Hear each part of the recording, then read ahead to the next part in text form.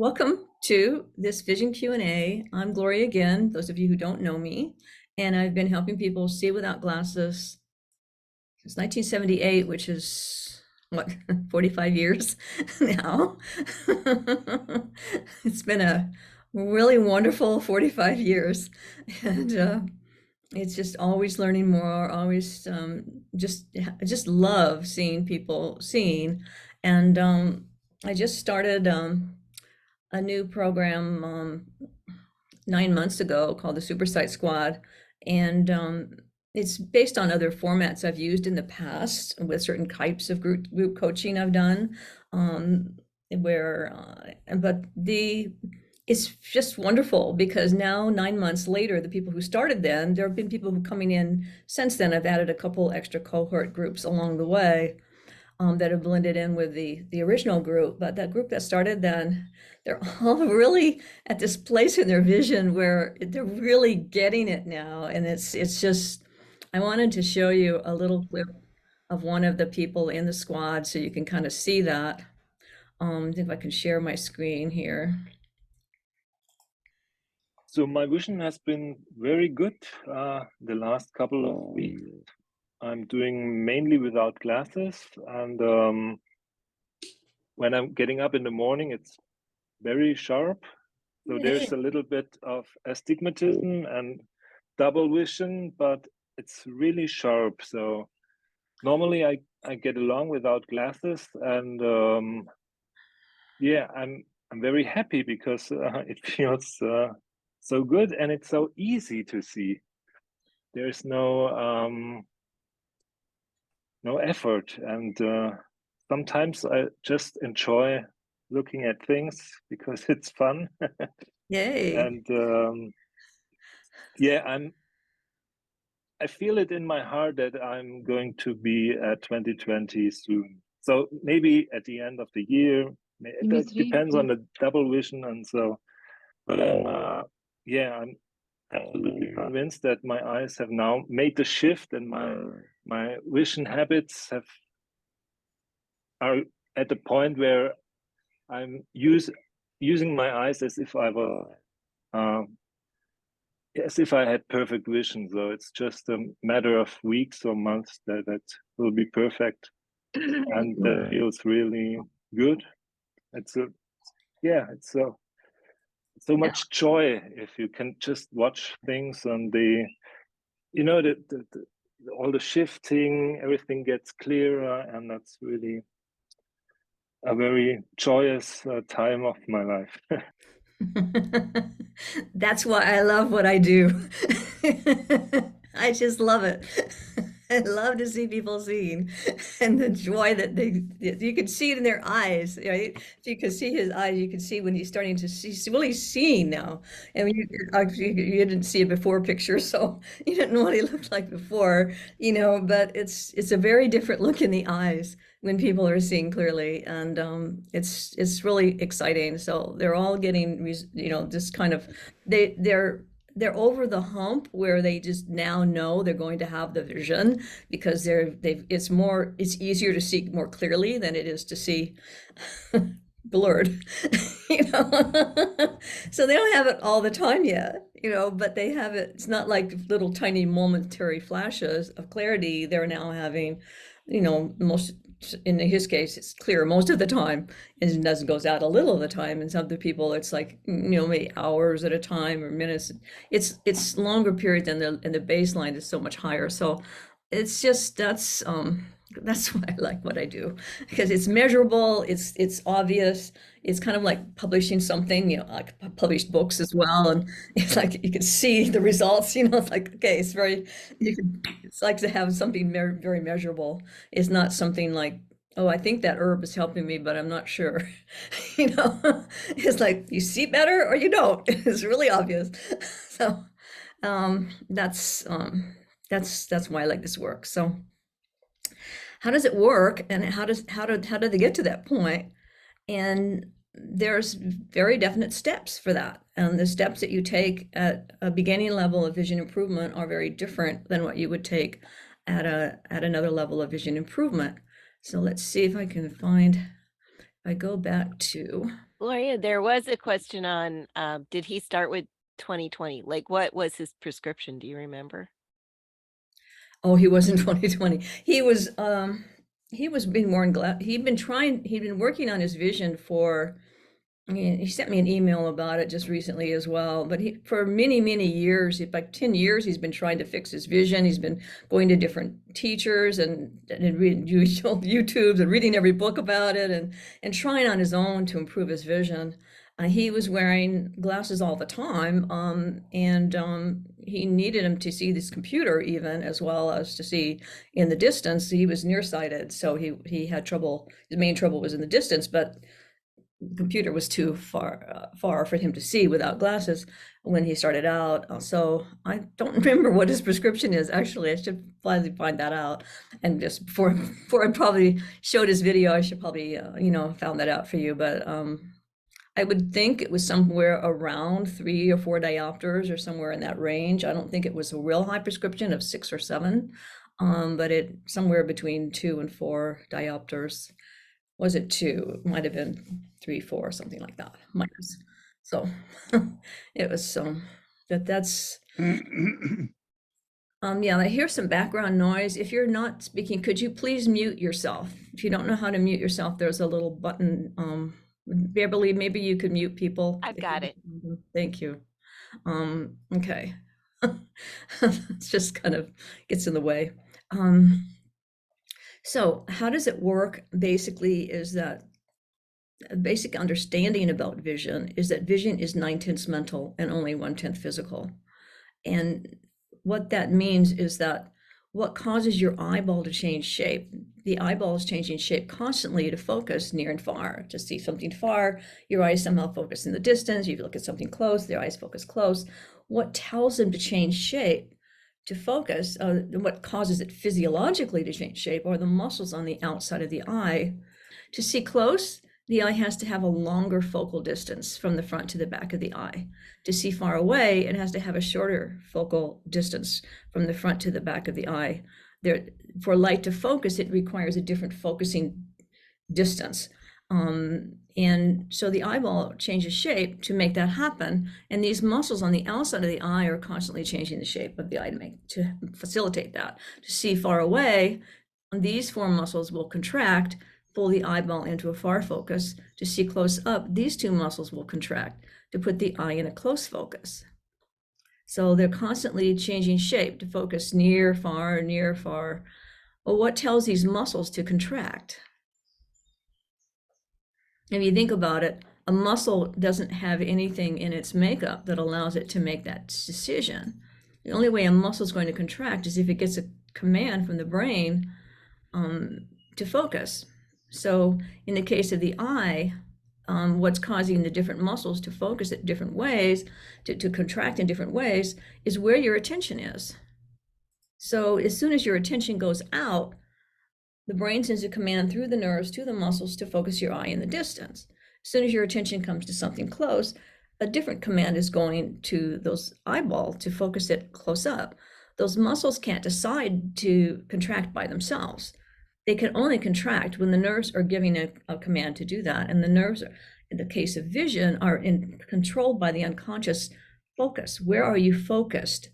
As soon as your focus shifts, that change of shape of the eye happens immediately. It happens instantaneously. You can't consciously focus your eye all day long. Okay, focus here, all day long. You couldn't think of anything else. Your brain would be too busy focusing your eyes. So the eyes are constantly changing shape based on where your mental attention is and how your attention is focused. And with imperfect sight, the attention is not where you're looking. Sort of the short side of it. When you're looking far, but mentally you're trying to bring the world in close to see it. You're staying in a close focus mentally, your eyes are going to focus close up. And you look at things far and they won't look clear because your focus is close up. So your eyes in an elongated shape to focus close up. You go to the doctor and he says, well, let me put glasses in front of your eye. Now you can see far away with your eye focusing close up. And you have to keep your eye in that close focus to see through the glasses. So that's why the more you wear the glasses, the worse the vision becomes. But that's same thing, you're looking close up, but mentally you're out there. It's like, okay, I'm pushing things out. If I just get things out there, I can see them really fine. Just don't get too close to me, you know. Then it's like you can't see close because you're not really focusing close up. So you want to bring the attention in close, then your eyes focus close up. And it's a habit, it's an unconscious habit of straining to see at one distance or another that causes the eye to be pulled in the wrong shape at that moment. So it comes down to the mind. Vision is 9/10 mental. Where your eyes focus is where your mind is focused unconsciously. So you want to change the habit of that unconscious strain at one distance or another to bring your eyes into a focus where you want them to be. You want to focus close when you want to focus close. You want to focus far when you want to focus far. You want to have the flexibility in your vision and not be stuck at one distance or another. Nearsighted glasses, people can't see well far away. Nearsighted, it's called nearsightedness because they have good near vision. Nearsighted, they're nearsighted. They can't see well far away because their eyes are staying in a close focus. Their glasses shrink things down because when you look at far away and you're trying to focus, you're trying to bring the far things in close, all you're doing is you're magnifying the image and making it bigger and blurrier than it actually is. So your nearsighted glasses will shrink everything down. If you're nearsighted and you take your glasses off and you kind of hold them and look through them a little bit at something, and you'll see that things look smaller through the glasses. They shrink things. The glasses either magnify or shrink. That's what they do. They're concave or convex lenses. They shrink or magnify to compensate for what the mind is doing. So a nearsighted person, like a child in school, trying to bring that board in close to see it, like if I could just bring it in here, I could deal with it better. I know I can focus it in here, but you're not able to bring it in close because it's out there. So the attempt to bring it in, all it does is magnify it and blur it up. So then you put glasses on to shrink it down to compensate for the mind blowing things up and bringing them in. Somebody who can't see well close up, they're like, they're out here in their focus. So they're like, okay, I can't see here, but so they see things smaller than they actually are because they're trying to push it away to see it. So they use magnifying glasses to compensate for the mind shrinking things down and pushing them away. So that's really it. So it's a habit of focusing the mind in a certain way, or not focusing the mind in a certain way, that causes the eyes to not focus properly. The eyes aren't the problem, they're the effect of the mental strain, the unconscious mental strain to see at one distance or another. So that's what I do, is I teach you how to focus your attention the way a normal sighted person does. And I think this was one of the great discoveries that Dr. Bates, around 100 years ago, made, an ophthalmologist who was the first man to correct eyesight without glasses. He was an eye doctor, an eye surgeon in the New York City area. And he discovered what it took to restore vision. And he realized, he said, it's a mental strain. It's an unconscious mental strain to see. And he pinned down the habits of the normal eye. What are people doing when they're focusing mentally? What are they actually doing differently than a person with imperfect sight? Now, when I had normal sight until college, and then I noticed walking down the street one day, the signs were blurry. And I went to an optometrist and he gave me glasses, and it was like, oh, like peeking at the world through these little things. Like if I can be in the world, I don't want to peek at it from a distance. But he made no effort to get my eyes working again. And I said, well, I had normal sight for 18 years. I did something different that made my vision change. My vision is changeable because it was perfect and now it's not. So it's obviously changed. If it can change, it's changeable, it's not fixed. Okay. And that was kind of a basic to me. It was pretty obvious. If it can get worse, it can get better. I just have to know what I'm doing that's made my vision get worse and reverse that process. But I didn't know what I was doing differently. But Dr. Bates actually pinned down the habits. He called them the 7 truths of normal sight. And I broke them down into what I call the 3 habits of the normal eye, and one overlying principle of favorable conditions. But that's the mechanics of what a person's doing when they are focusing properly Their eyes are shifting instead of staring. The eyes are constantly scanning for detail. The eye with normal sight shifts or scans 70 to 100 times every second. As a minimum, it can go thousands of shifts per second when you're highly engaged, and it looks like a sparkle in the eye. You see somebody with really good vision, their eyes sort of sparkle. You see somebody who's blind and their eyes look kind of dull and glassy looking because they're just staring. Mentally, they're not scanning around the detail. In the back of the eye, there's a little point straight in the very back of the retina, a little pit in the back of the retina called the fovea, which is in the center of an area called the macula. You've heard of macular degeneration, most people have, well, that's whole area, we start having problems. But there's only this little tiny point, this pit in the center of the macula, in the back of the eye, is the only part of the whole eyeball that's able to see the sharpest detail. So if you're looking at a face, you don't see the whole face distinctly all at once. You have to move around to see the detail. Even if you look over here at this part of this diagram, you're not going to see this detail very well. You move over here, you're not going to see that detail very well. You go up here, this detail's not clear. You go up there, that detail's not clear. You can move around a very tiny distance away. The point you just left behind is not as distinct in your peripheral vision because the light has to hit that central vision. Because the eye sees such a small point best, it's moving all the time. So that, the light comes in and hits that center part of the eye, it has to move, take a new picture, move, take a new picture, move, take a new picture. It's constantly scanning in order to see the detail. That constant scan allows you to see different, to pick up more detail. If your eye stops longer than a fraction of a second on a point, the vision blurs up.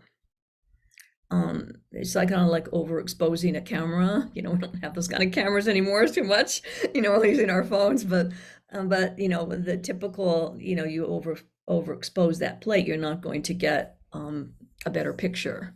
It's going to just dull out. It's just doesn't work that way. So the eye has to be moving in order to keep seeing. And to see detail, it has to move around so that each image hits that central point and the eye is constantly scanning. So that's one of the habits of normal sight is shifting. It's part of one of what I call the habits of normal eye, 3 basic habits: motion, effortless focus, and mental pictures are the 3 habits of the normal eye. Each of them has 2 components. With motion, it's shifting of the eye, so it's scanning all the time. And that produces the illusion of everything moving, which is called a swing. So if you sway a little bit from side to side, and you look at something in front of you, I'm looking at a computer, if I look past the computer, I can see the screen looks like it's moving. Things in the background are moving differently than the screen. If you put your hand in front of your face and you move your head from side to side, it will look like the hand moves, right? If you look at your hand, focus from, say, the thumb to the little finger, and focus close up, you notice more, it looks like things behind the hand are moving in the same direction as you. When you look past the hand, it looks like the hand is moving opposite you. The background moves with you. The hand moves opposite you, depends on where you're focused. So the sense of motion comes about because the eye is shifting from point to point, and the eye and mind are shifting from point to point, which gives the illusion of motion. So when you see someone moving, you see the motion because you're making still picture, still picture, still picture, still picture, still picture really rapidly, and it gives the illusion of motion. Just like you've ever, maybe I'm dating myself, but we were kids, we used to make like little picture cards, and you can flip them really fast and it looks like a motion picture in a way, like lots of still pictures one after the other, because that sense of really rapid shift from picture to picture to picture creates the illusion of motion. And that's the sense of what we call the swing, the sense of stationary objects moving. So those are 2 of the parts of that, one of those habits of normal sight. A person with normal sight constantly scanning for detail. A person with imperfect sight is staring instead. When they don't see something, they stare at it instead of scanning around it. You see somebody with good vision, they look at something far away. So, do you see that ship out there in the water? They're going to go, no, let me look. And they kind of scan. They just scan around and, oh yeah, there it is. And they pick it up. Or the imperfect sight is like, let me see, I can grab it. And that stare stops the motion of the eye and blurs the nerve, it blurs the vision on that central vision. Two things happen when you strain to see physiologically. The sensitiveness of that fovea drops down and the eye's pulled in the wrong shape at that moment. So those are the two physical things that result from the mental strain to see. So just making sense to y'all? Okay, all right, okay.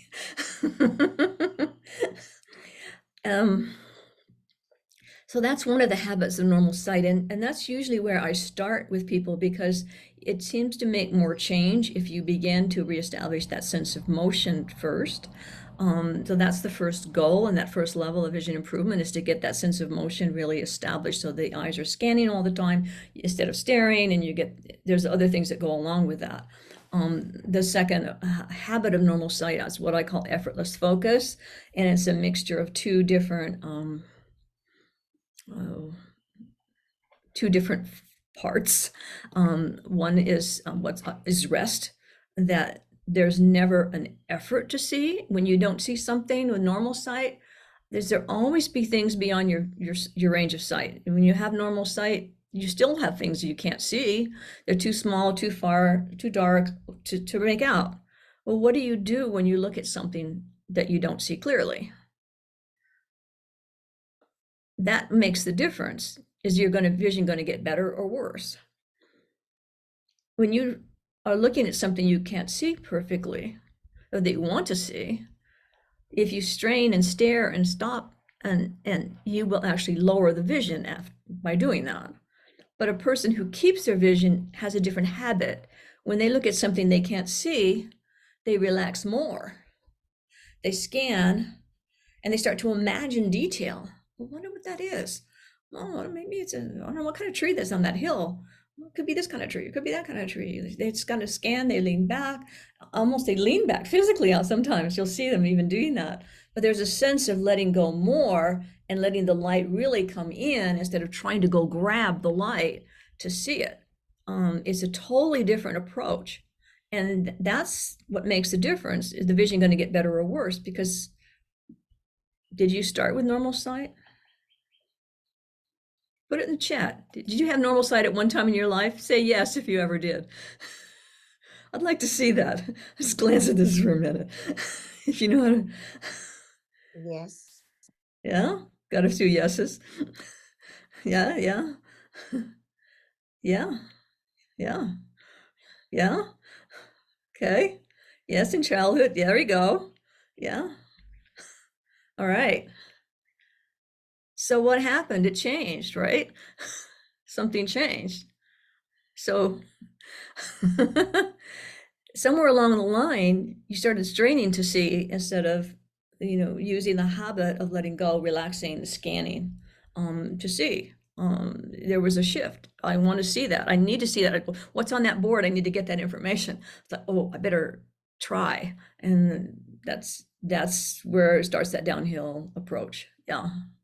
See, almost everybody here has had normal sight at one point in time. So you already know how to see, but you forgot. It was so unconscious. You didn't know what you did when you had it. And maybe as a child or whatever, it was so unconscious you didn't know what you were doing right. When you lost it, you didn't know what you were doing differently. So you just need to know what to do to make that shift over and regain the habits of normal vision. So on that second effortless focus, the idea of not making any effort to see is how you see the center point of what you're looking at best and the periphery worse, which has got a horrible name for it called central fixation. I've not come up for 45 years a better name for it. That's the actual technical term for it, where when you say you look at one eye, you're not going to see the rest of the face as distinctly. You look over here, you're not going to see the eye so well in the peripheral vision. It's going to be indistinct in the periphery. You come back, you're going to see it with more clarity. You look away, it's not going to look so clear in the peripheral vision. So the idea that you see a tiny point best and the periphery less distinctly, that's how you focus. You don't focus by blocking out the peripheral vision and just trying to grab one detail only. You don't focus by trying to see a whole word at a time or a whole group of words at a time when you're reading. You focus best by seeing a tiny little point best and the periphery around it less distinctly. And you can't make that happen with effort. It happens only when you let go. You bring your interest into the detail and you let go and you let the detail come to you. You let the whole picture come in. And with nearsightedness, especially, the periphery is usually blocked out because there's a habit of just tunneling the vision in. People get really caught up. You see it on their phones, just like the world's gone. This is the only world here. On the computer, there's a tendency to tunnel in, and that's a big problem with the vision because you can only see the detail best when it's in perspective. You have to see it where it is in space. If I'm going to see that tree out there in the distance, I have to see it where it is. I can't bring it in here and pull it out of its peripheral vision, peripheral sense, or pull it out of the scene. I have to see it where it is in space. So if you see my face at this distance, it's going to look much larger than if I'm back here, right? So there's a periphery around it. To see me at this distance, you have to let the periphery be here. If you're trying to pull the detail in close, you're blocking out the peripheral vision, and I'm actually here, it's going to just be blurry. Because you're not seeing me in space. So you have to see things in space. Learning to see depth, learning to see three-dimensionally. You think you see three-dimensionally, but then when you really see it, it's like it's the third step of learning central fixations where you start to really see 3D. And it's very exciting to a lot of people because they're like, whoa, I really have a feeling of being somehow in the world now, and there's a sense of depth that wasn't there before. That's part of that. I'm kind of running through this with a lot of detail. Hopefully I'm not giving you too much stuff to think about. Just kind of an overview, maybe. And the third main habit of normal sight is mental pictures, and that involves memory and imagination. So the memory of a detail, when you imagine something clearly, when you remember something clearly, you can't see something blurred at the same time. I worked with a man, one of my earlier clients, who had more bifocals. He was 19. He had a +6 diopter prescription. He couldn't see letters smaller than about this high at 3 feet. That was the farthest he could see them. He could read letters about this high close up. He couldn't read anything at 18 point or something like that. It was too small for him to read. And he came to see me right in August. He was getting ready to start college. His parents said, he's going to lose his vision when he goes to college here. I mean, it's bad enough already. What can we do? We need to stop this. And he really wanted to reverse it. I said, I thought he'd need a lot of work. This was in the 1980s when I was a fairly new teacher. And I said, I don't know what it's going to take for you. So why don't we do about 3 lessons to teach you what to do to prevent your vision from getting worse during the school year, and then you can come see me in the summer. That was my plan. He came in and did a session. I taught him how to see things moving. I used the shifter, which is a device that gets the eyes making that little shift again, because you put a light in front of, you use a light on the other side. You used to use it in the sun, where you close your eyes and you move the shifter and have the light come through on the closed eyelids, so that you're getting this flickering on the eyes. The eyes jump over the slats and look for the oh, you have one there. I see somebody holding one up. Yeah. And that causes the eyes to make little shifts again. So it starts to reestablish that unconscious shifting pattern. So I worked with him with that. And then I taught him to get the sense of stationary objects moving. Basically we focused on motion in that first session. He came back about 10 days later, and he was seeing 2-inch high letters at 15 feet instead of 6-inch high letters at 3 feet. I said, well, that's pretty good. And I said, what are you doing? He said, I just see things moving all day long. I stand in the line at a registration to get into a class, and I just sway a little bit, and I see stationary objects moving. I see everything swinging. I go to the left, they move to the right. I move to the right, they move to the left. When I'm walking, I see things moving past me. When I'm doing this, I see things moving. I just see things moving all day long. And once in a while, I'll do a little shifting and do a couple other things, but that was mainly what he was doing. So in that session, I taught him to read. This is the art of reading. This is what a page I was reading. He couldn't read any of it. It just looked like really tiny print to him. That's how it looked to him. So I said, just shift on it. Just move your head and just shift on the page. And he could do that and just relax and look at the white, forget about the black. And so he shifted for a little bit and got comfortable with it. And I said, okay, close your eyes and imagine something whiter than the page. He said, oh, that's easy. I grew up in Fresno. My parents have a house there. I can imagine a patch of white snow really easily. I said, great. Just keep remembering that white snow when you open your eyes. So he did, and the page was completely clear. And so I turned it over so he wouldn't stare at it. I said, okay, do it again. Close your eyes and imagine the white snow. And this time, keep imagining the white snow when your eyes are open and you shift across the page. And he had control over his mind to be able to keep the mental picture with his eyes open, and that's rare. It's rare, but he did, and he read every word on the page. By the end of that session, he was down into book size type, and he came in for one more session, and he had normal sight after 3 sessions. It was one of these fast cases that, he sent a friend of his over with oh, I only have 4 diopters of myopia. I should be faster than my cousin, I'm like, oh, I don't know, the mind is different here. And so I could see in the session, he's like, when are you going to do this magical thing that just completely worked for my cousin? It's like, it usually takes longer than that. Most people to change what's going on in their mind, so, but what it demonstrated to me was that there was certainly nothing physical in the way of him seeing, and that it was a matter of shifting what he did in his mind to make that happen.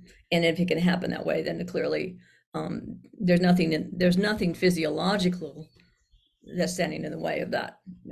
So it just reinforced what I knew to be true intellectually. Those experiences that I had with students just constantly reinforce that when I see that happening. But that's what he used was imagination. When he used imagination, when he imagined something clearly, in order to imagine something clearly, you have to put your mind in a certain state of, it takes a certain relaxation to remember or imagine something clearly. And the same state of mind for perfect memory is the same state of mind for perfect sight. By remembering something, I had another woman, she would just imagine another text that she'd seen, black little letters, and she could keep an image in her mind of clarity when she was looking at what looked blurry at first. By keeping the clear image in her mind, it changed what she saw, because in order to imagine something clearly, you have to, well, think about it. If you were a swimmer and you were diving, okay? You learn how to do a dive and you practice this dive and you get this perfect dive. And then the next time you do it, it's not so great. And the next time, maybe you get it. That's the way it works with sports, right? You try to, sometimes it works, sometimes it's in the flow. Man, I can hit that tennis racket. Sometimes you can, and sometimes you can't. But what they do is when they get that perfect dive, they'll go through it in the mind, because when you imagine going through the dive, your brain sends the same command through the nerves to the muscles in these micro muscle movements as in the actual physical act, so that they can practice the perfect dive every time. So for a lot of competitive athletes, they do a lot of mental practice, because you can reinforce what the brain-body connection that you want by doing that. When you imagine something clearly, the only way to do that is for your eyes to focus how they would have to be to see clearly. That's kind of how it works. But you imagine clearly, maybe you can do it eyes closed, but then so you have perfect sight with eyes closed, but you want to do it eyes open. And that takes a little bit more practice to be able to imagine things clearly when your eyes are open, while you're looking at a distance where you have a habit of straining to see and not seeing clearly. But anyway, those are kind of advanced concepts here.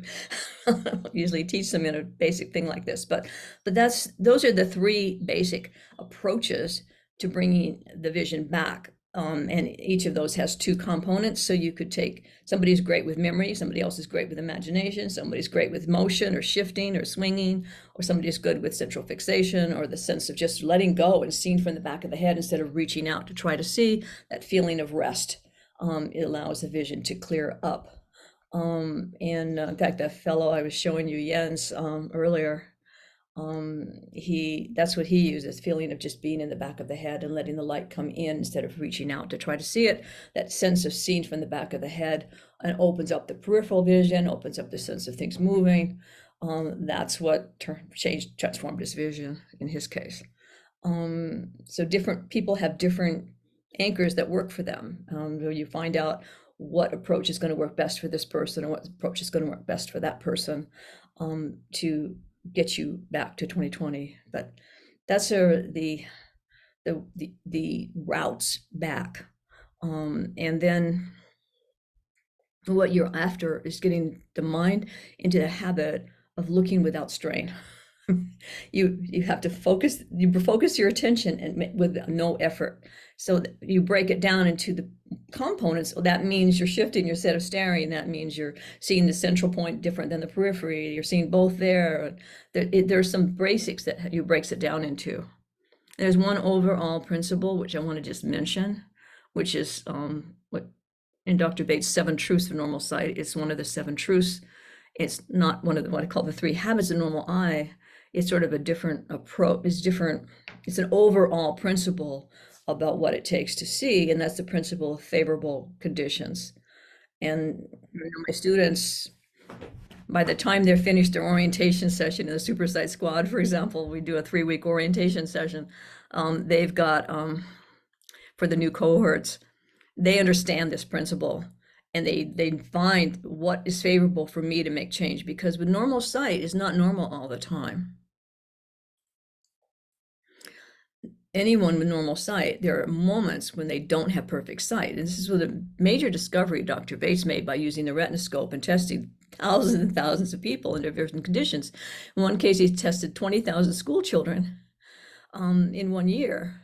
And he found that half of them had what you would call normal sight, but none of them had normal sight all day. So maybe after this class, eyes were out of focus. Maybe after that class, they were perfect again. Maybe in the morning they had perfect sight, in the afternoon they didn't, or vice versa. It varied, because even with normal sight, there are things that cause the strain. And when there are unfavorable conditions, if they're looking for driving at night in an unfamiliar area, trying to read a sign that they can't imagine, there are moments when the eyes don't focus. They don't last very long.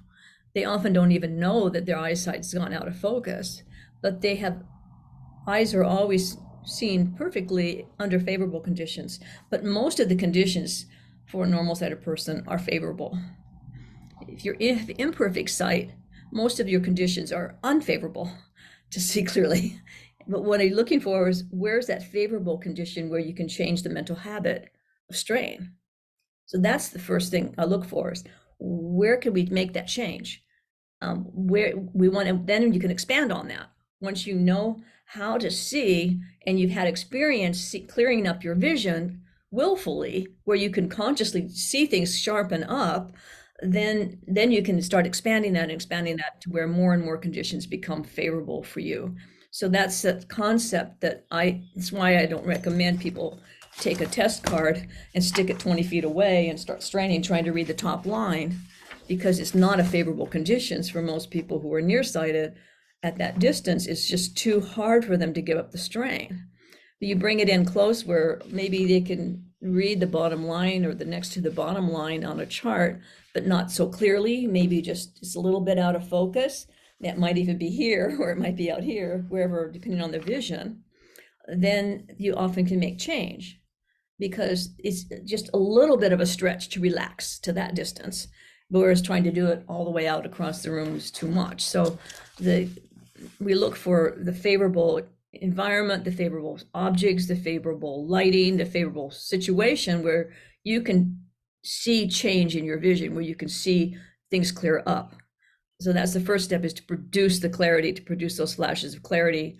And then from there, you want to learn how to produce them more willfully, which is, there are certain levels of vision improvement. I've got 7 levels of vision improvement that I've pinned down. The first level is just the novice or beginner, where you haven't had any change at all in the vision.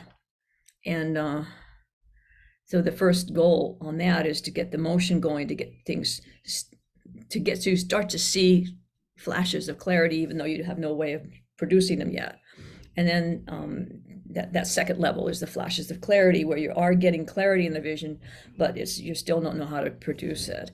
And then the third level of vision improvement, I call vision on demand, where you can consciously, willfully clear up your vision by shifting your mind in a certain way, or practicing a certain technique, or willfully you can bring the clarity up. Maybe not under unfavorable conditions, maybe not at night when you're tired, but under favorable conditions, you develop the skill to clear the vision up. In those first few levels, you want to practice only in favorable conditions as much as possible, so you can get more results. And then you bring it into the next level, where you're starting to get, the whole baseline is risen, and you're starting to get clarity for longer periods of time. Even when you're not thinking about it, you can produce it, but it also shows up when you're not thinking about it.